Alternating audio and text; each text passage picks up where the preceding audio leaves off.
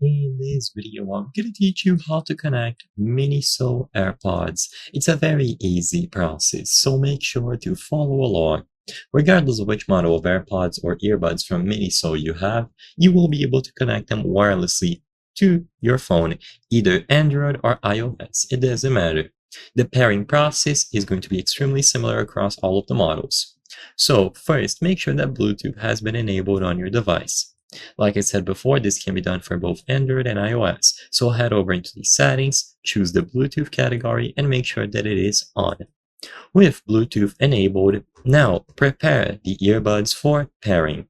This will be done by opening the lid from the charging case. So while they are inside of the charging case, open the lid. This should put them into pairing mode.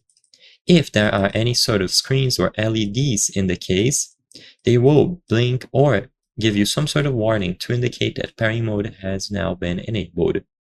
While the earbuds are in pairing mode, you can now find them under available or other devices. So all that you have to do once they appear here is to choose them from the list. This will allow them to pair and connect with your mobile device. If this does not work, you can try taking them out of the case, which should also initiate pairing mode, or see if there are any physical buttons that you can press on the charging case.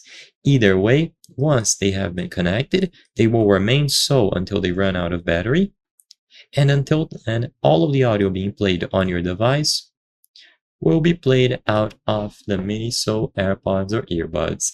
They will always be labeled as their specific model. So for example, Miniso X30, Miniso X15 Pro, and so on.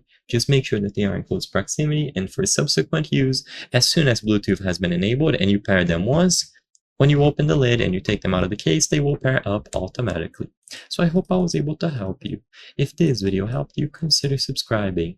As you can see, according to our channel metrics, 83% of the people watching our videos are not subscribed. By subscribing, you can help us make higher quality videos. Thank you for watching, and I'll see you on the next one.